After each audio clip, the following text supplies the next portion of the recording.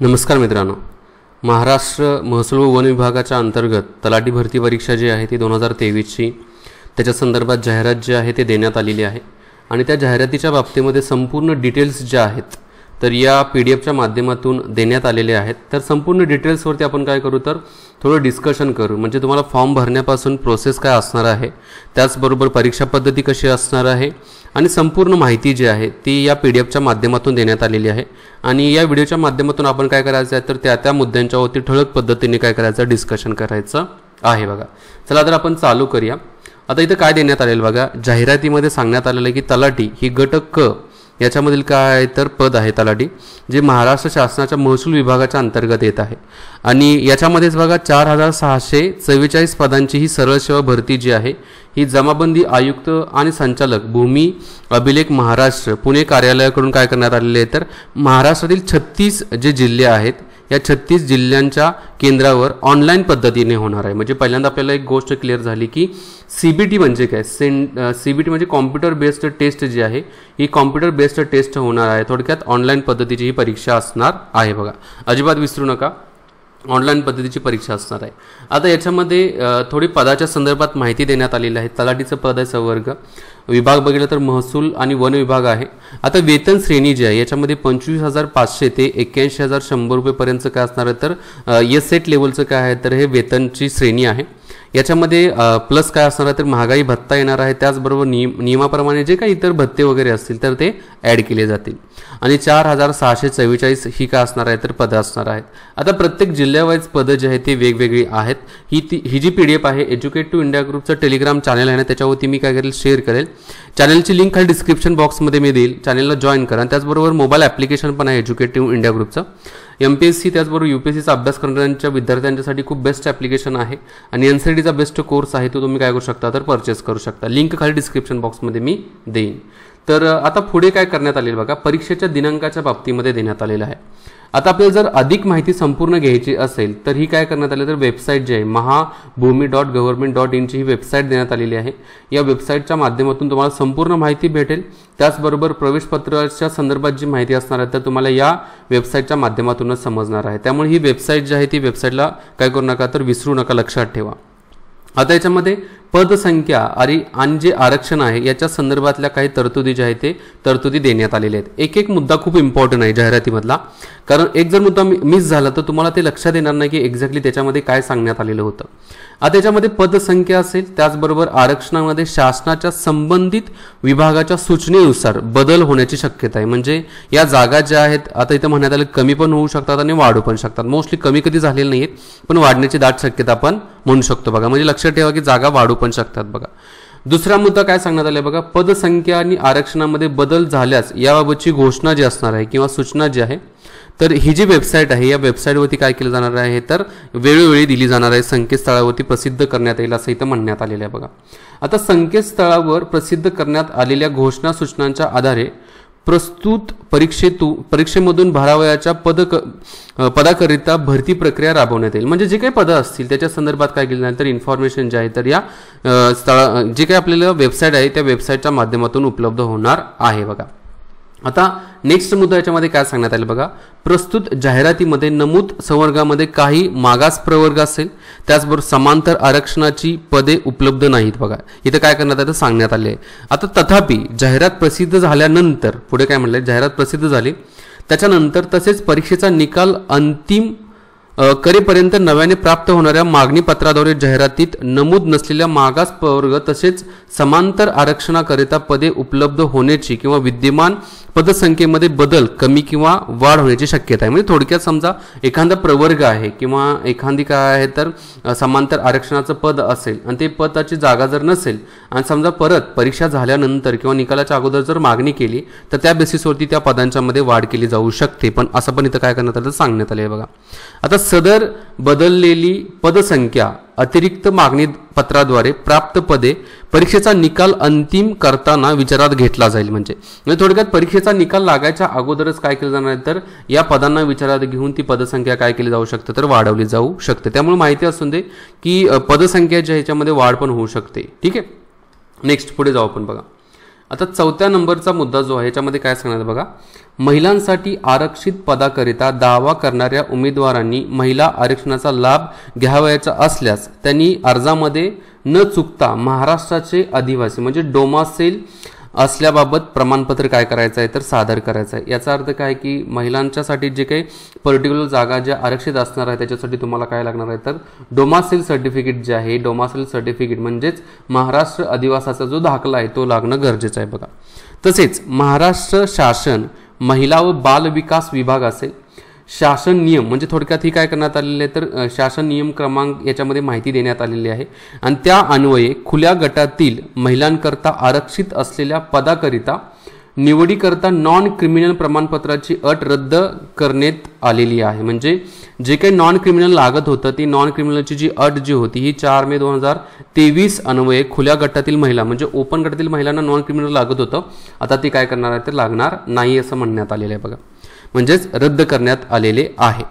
तसेच अनुसूचित जाती व अनुसूचित जमाती वगळता अन्य मागास प्रवर्गातील महिलांकरता आरक्षित असलेल्या पदावरील निवडीसाठी दावा करू इच्छिणाऱ्या महिलांना त्या मागास प्रवर्गासाठी व इतर मागास वर्ग असेल बहुजन कल्याण विभाग तसेच सामान्य प्रशासनाकडून वेळोवेळी विहित करण्यात आल्याप्रमाणे नॉन क्रिमिनल प्रमाणपत्र जे आहे ते सादर करावे लागणार आहे।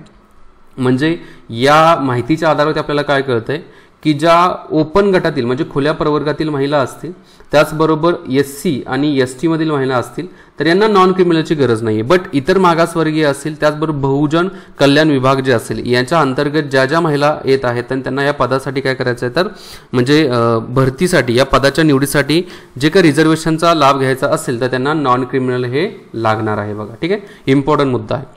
नेक्स्ट आता आणखी काय सांगण्यात आलं बघा, या नेक्स्ट रूल्समध्ये आपण म्हणू शकतो विमुक्त जाती असतील गट अ असेल, भटक्या जमाती ब असेल, भटक्या जमाती क असेल, भटक्या जमाती ड असेल, प्रवर्गासाठी आरक्षित असलेली पदे आंतरपरिवर्तनीय असून आरक्षित पदासाठी संबंधित प्रवर्गातील योग्य व पात्र उमेदवार उपलब्ध न झाल्यास अद्ययावत शासन प्रमाणाद्वारे उपलब्ध प्रवर्गातील उमेदवारांचा विचार गुणवत्तेच्या आधारावरती केला जाऊ शकतो। म्हणजेच इथं जे देण्यात आलेले जे काही आरक्षित प्रवर्ग जे आहेत यांच्या आंतरपरिवर्तना संदर्भातला काय केला जाऊ शकतो तर निर्णय घेतला जाऊ शकतो जर समजा काय आहे तर तशा पद्धतीची जे काही योग्य आणि पात्र उमेदवार भेटले नाही तर म्हणजेच काय केले जाऊ शकते तर रिप्लेसमेंट ऑफ द रिक्रुटमेंट इथं केली जाऊ शकते असं म्हणण्यात आलेलं आहे। नेक्स्ट एखादी जात असेल किंवा जमात असेल राज्य शासनाकडून आरक्षणासाठी पात्र असल्याची घोषणा केली असल्यास तसेच सक्षम प्राधिकाऱ्याने जे काही जात प्रमाणपत्र उमेदवाराकडे अर्ज करतानाच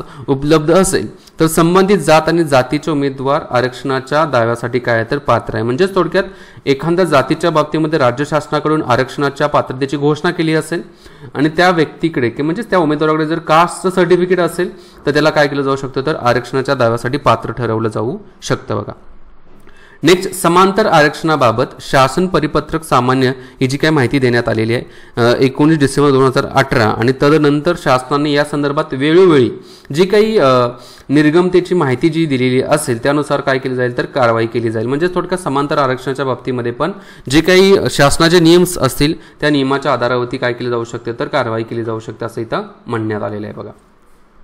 नेक्स्ट मुद्दा काय बघा, अराखीव जो काही खुला उमेदवाराकरता विहित केलेल्या वयोमर्यादा तसेच इतर पात्रता विषयक निकषासंदर्भातल्या अटीची पूर्तता करणाऱ्या सर्व उमेदवारांचा मागासवर्गीय उमेदवारासह अराखीव खुला सर्वसाधारण पदाकरिता किंवा पदावरील शिफारशीकरिता विचार होत असल्याने सर्व आरक्षित प्रवर्गातील उमेदवारांनी त्यांच्या प्रवर्गासाठी पद आरक्षित असेल उपलब्ध नसेल तरी अर्जामधील त्यांच्या मूळ प्रवर्गासंदर्भातील माहिती अचूकपणे नमूद करणे बंधनकारक आहे। जरी तुम्ही अर्ज भरत असताना तुमचा जो काही प्रवर्ग असेल तुमची जी काही कास्ट असेल त्याच्या बाबतीमध्ये जी माहिती असणार आहे ती अचूकपणे तुम्ही काय करायची आहे तर भरायची आहे, याच्या संदर्भात इथं माहिती देण्यात आलेली बघा।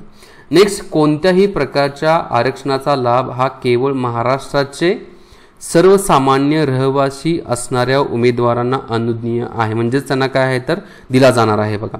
सर्वसामान्य रहिवासी या संज्ञेला भारतीय लोकप्रतिनिधित्व जो कायदा 1950च्या कलम 20 अनुसार काय करण्यात आलेला आहे तर जो अर्थ आहे तो अर्थ विचारात घेतलेला आहे। म्हणजेच जे महाराष्ट्रातील रहिवासी असतील त्यांनाच आरक्षणाचा लाभ काय तर भेटणार आहे असं म्हणण्यात आलेलं बघा।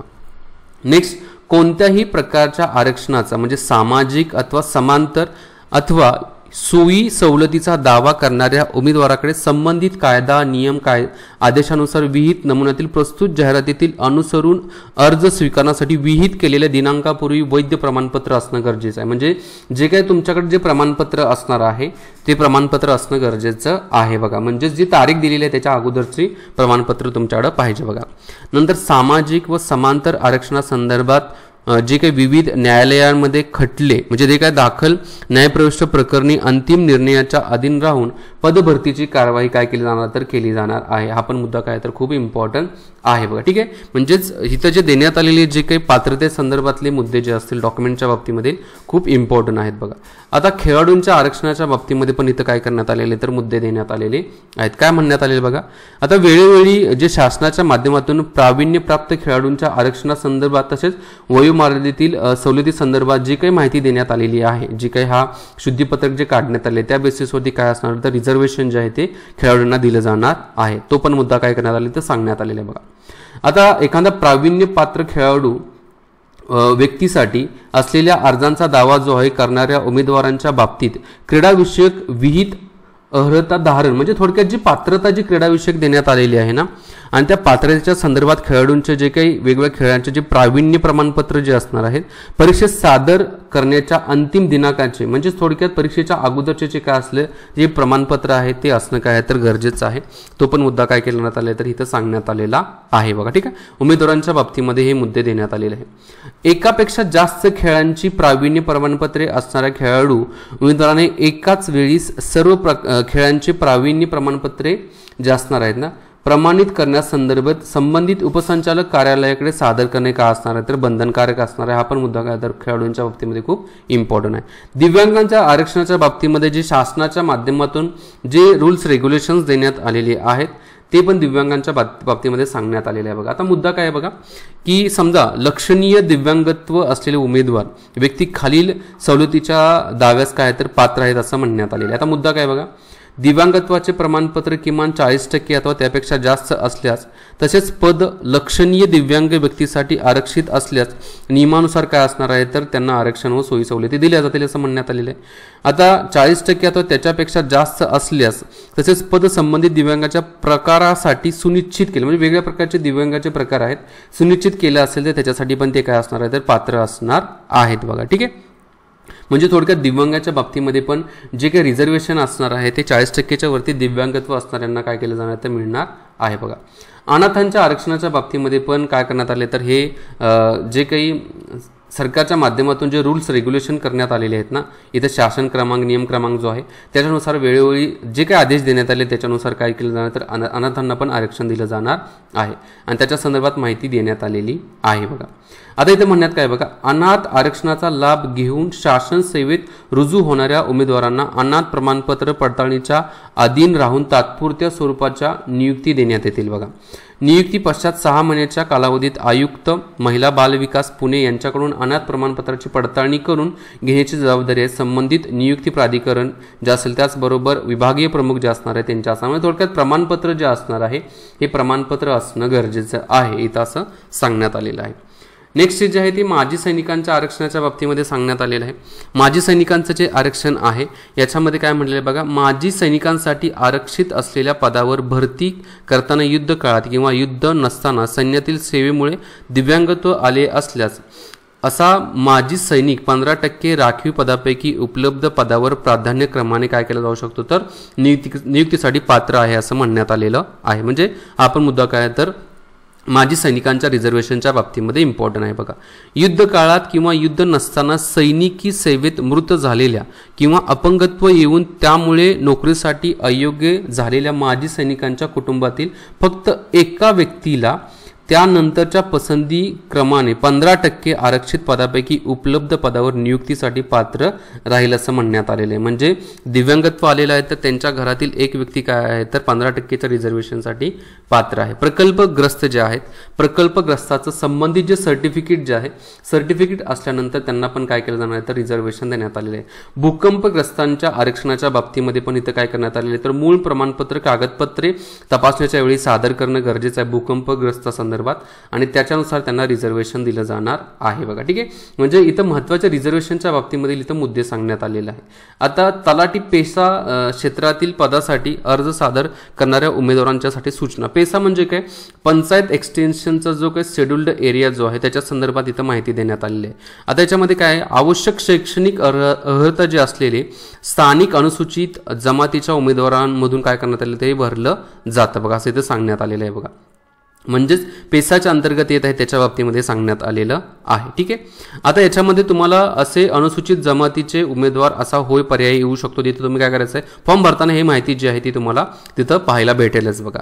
ओके, आता ज्या पदाच्या बाबतीमध्ये काही मुद्दे इथं सांगण्यात आलेले आहे. महत्त्वाचे जे काही डॉक्युमेंट्स जे आहेत, पदाच्या निवडीसाठी कार्यपद्धती, त्याचबरोबर आवश्यक कागदपत्रे, तसेच महत्त्वाच्या अटींनी शर्ती सर्व उमेदवारांच्यासाठी इथं सांगण्यात आलेलं आहे. एक म्हणजे काय काय लागणार आहे ह्याच्यामध्ये बघा, एक डोमासाईल सर्टिफिकेट इथं देण्यात आलेलं आहे. उपलब्ध नसल्यास त्यांनी त्यांचा जन्माचा, महाराष्ट्रातील जन्माचा बर्थ सर्टिफिकेट असणं आवश्यक आहे असं इथं म्हणण्यात आलेलं आहे बघा. त्याचबरोबर इथं काय म्हटलं की उमेदवाराने अर्ज केला अथवा विहित अर्ज धारण केले म्हणजे परीक्षेला बोलवण्यात, म्हणजे तुम्ही जर अर्ज केला आहे म्हणजे तुम्हाला परीक्षेला बोलवण्यात आलेलं आहे किंवा तुम्हाला नियुक्तीचं पत्र दिलेलं आहे असं आपण म्हणू शकत नाहीये. कास्ट सर्टिफिकेट लागणार आहे. त्याचबरोबर कास्ट व्हॅलिडिटी जे आहे, जे काही उमेदवार आरक्षित मागासवर्गीय प्रवर्गामध्ये येतात ना, तर त्यांनी काय करायचं, कास्ट व्हॅलिडिटी पण सादर करायची आहे, ते पण इथं सांगण्यात आलेलं आहे बघा. आता शैक्षणिक पात्रता काय असणार आहे, शैक्षणिक पात्रता म्हणजे एक म्हणजे तुमचं ग्रॅज्युएशन पूर्ण असणं गरजेचं आहे, म्हणजे मान्यताप्राप्त विद्यापीठातून तुमचे पदवीधर असणं गरजेचं आहे. त्याचबरोबर तुम्ही काय करायचं, MSCITचं जे सर्टिफिकेट आहे ते सर्टिफिकेट असणं गरजेचं आहे. जर समजा ते नसेल तर नियुक्ती झाल्यानंतर 2 वर्षाच्या आत काय करायचं आहे तर ते प्राप्त करायचं आहे. मराठी भाषेचे ज्ञान असणं आवश्यक आहे आणि माध्यमिक शाळांच्या परीक्षेत म्हणजे मराठी आणि हिंदी विषयांचा समावेश नसल्यास निवड झालेल्या उमेदवारांना इतदर्थ मराठीची म्हणजे मंडळाची मराठी आणि हिंदी भाषा परीक्षा जी असणार आहे ती उत्तीर्ण होणं काय तर गरजेचं आहे असं म्हणण्यात आलेलं आहे. आता माजी सैनिकांच्यासाठी शैक्षणिक पात्रता काय सांगण्यात आहे, पदवी ही पात्रता असलेल्या आणि तांत्रिक अथवा व्यावसायिक कामाचा अनुभव आवश्यक ठरवलेल्या नसलेल्या पदांच्या बाबतीत 15 वर्ष सेवा झालेल्या माजी सैनिकांनी SSC उत्तीर्ण असल्याचे किंवा Indian army special certificate education अथवा तत्सम प्रमाणपत्र असल्यास ते काय करायचं आहे तर अर्जाबरोबर सादर करायचं आहे बघा. आता नेक्स्ट पात्रता जी आहे ती पात्रता देण्यात आलेली आहे. तुमचं वयोमर्यादे जे आहे ते 17 जुलै 2023 पर्यंत काउंट केलं जाणार. त्याच्या अगोदर तुमचं वय जे असणार आहे 18 वर्षापेक्षा जास्त पाहिजे आणि 38 वर्षापेक्षा कमी पाहिजे, खुल्या प्रवर्गाच्या बाबतीमध्ये सांगण्यात आलेलं आहे.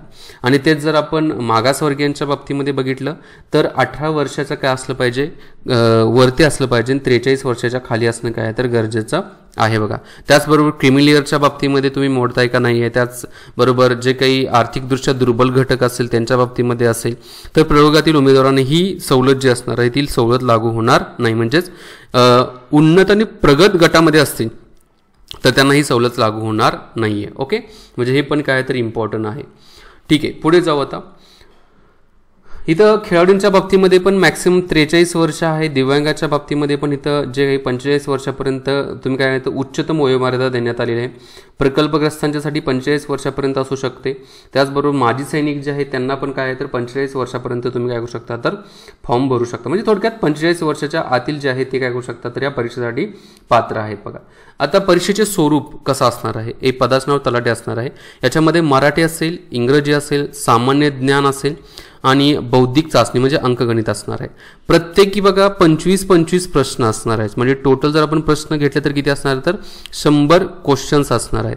आता ह्या 100 क्वेश्चनला मार्क्स किती असणार आहे तर 200 मार्काचे असणार आहे. म्हणजे एक प्रश्न जो असणार आहे ते काय असणार आहे तर 2 मार्काचा असणार आहे. 100 प्रश्न आणि 200 मार्काची काय असणार आहे परीक्षा असणार आहे.